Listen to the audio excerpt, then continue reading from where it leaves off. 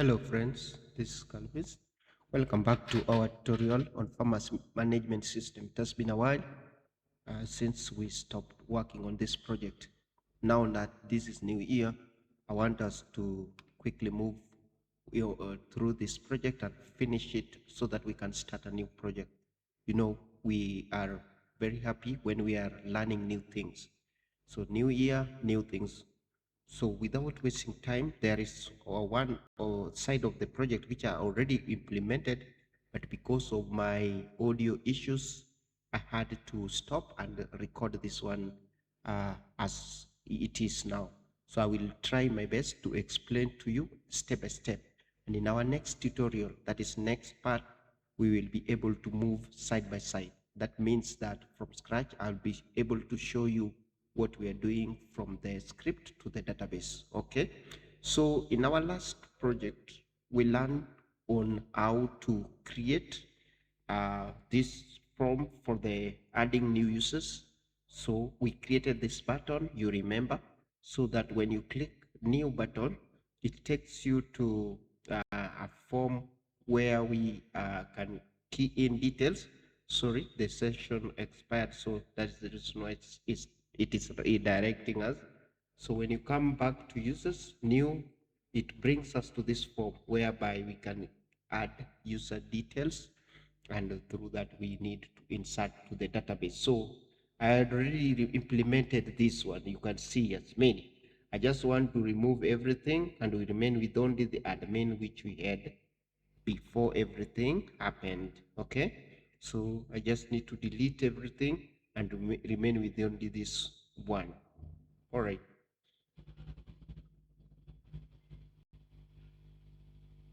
Yeah, so I think it is also taking. Ensure that your server is running. That's Laravel. Ensure that your Laravel is running and all services are running so that this project works for you better.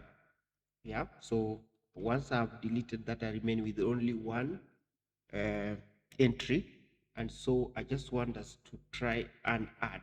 Okay, before we do that, I'll explain to you what I've done. So from the blade, that is create.blade.php that we had previously, um, I was able to work on this form. So what you need to add is the action method. We have this action here, form action, which is the URL for post. So when you come to web.php here, so we have this post method, which is storing users. So you take the URL side of it, that is admin slash users dot slash create, and you copy everything and you paste it here. Okay, let me close this one for now, and you paste it here, and then ensure that the form method is post. Then also add this one, which is end type multipart form data. This one we are going to use during the time when we are uploading images.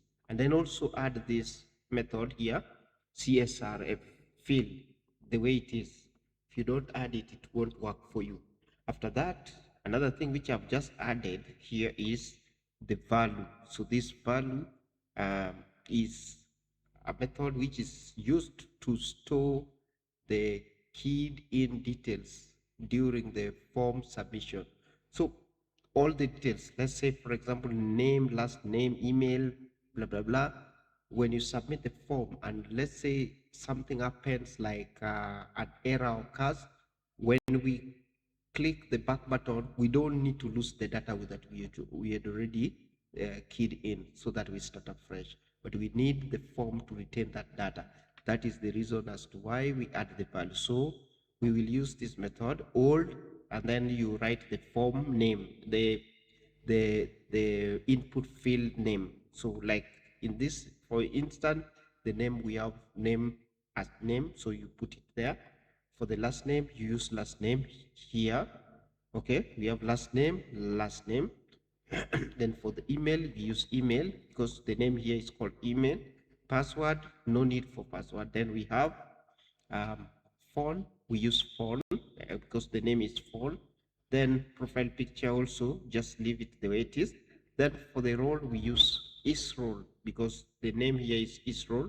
Then status, we use status because the name is status. Then we are just complete with the form. So you can also add in the future, we'll add all the required fields, and then we will try to validate our form.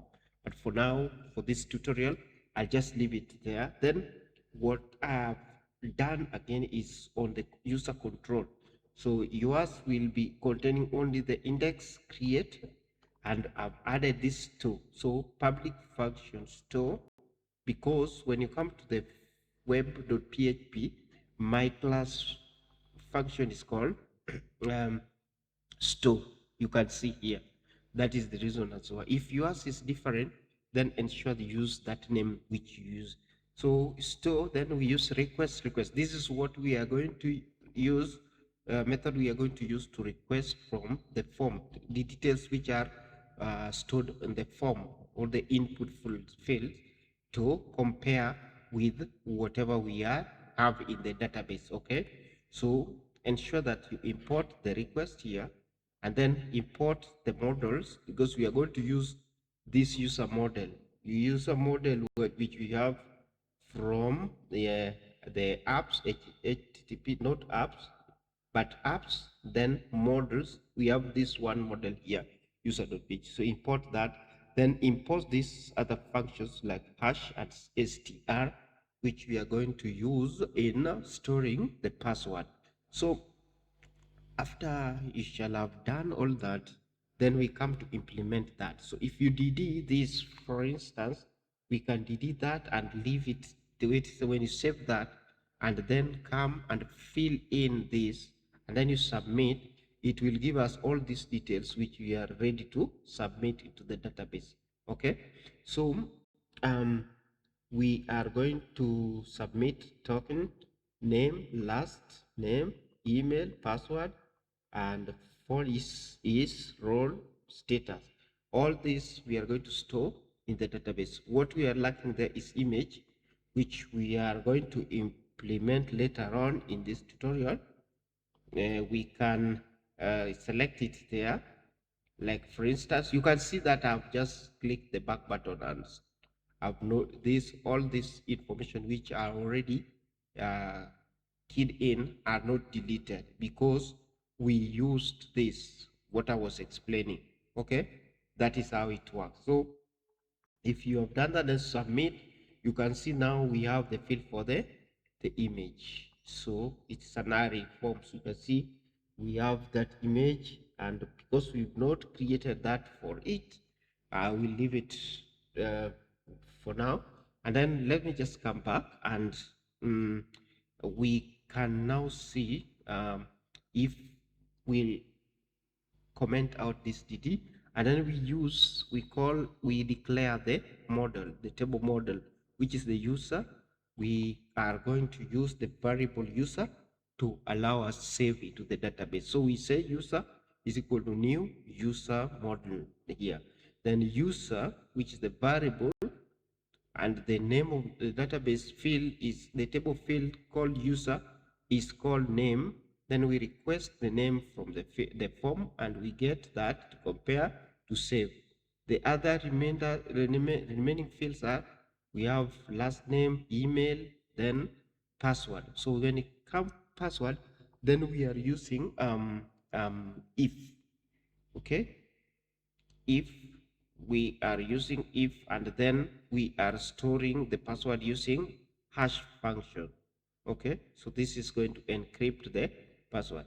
Then we are also saving the token here, down here, and then we are having other remaining fields like phone, is role, status, save. Then we redirect with um, a success message down there. Okay, so that is how I implemented that, and everything worked perfectly. So when we come to our website, we try this. When we submit, we wait for a while, for some few minutes, and then we are going to be redirected to the list or index page with this message. Okay, so when I come back, I think it's taking time. My server may be a bit frozen. Let me see. The SQL field password doesn't have a default value.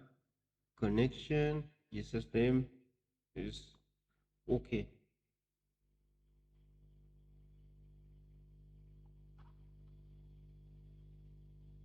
User save success. Let me see. Let me refresh this. The database is working, and yeah, so I'm going to refresh this again. I can see password. Let me put this password here. Okay, and yeah, leave it like that. I think the issue was that, and then click submit. So you can see user added successfully. Yeah, so later on we shall validate, so that the error we are seeing there, it was about the password which is required, but it shows it was empty, so it cannot be an empty. So we'll just validate so that we see error instead of whatever we've seen. All right, so we can see user added successfully in that case. So when we come back to our database and refresh that, we can see this new user is successfully added. The reason why it starts with 6 is because we had added some other previous users and we deleted them. So until we reset that, using the functions within the operations, we can use this called it's called the empty truncate, this one, and then it start counting again. But I don't want to do that for now. So that is what I created in my previous tutorial, and I want you to do exactly that. Then in our next tutorial, we are going to learn on how to list all these users in our index page before we move to other functionality like edit and delete. Okay, thank you very much for watching this tutorial. Please like, share, and invite your friends so that you can learn together.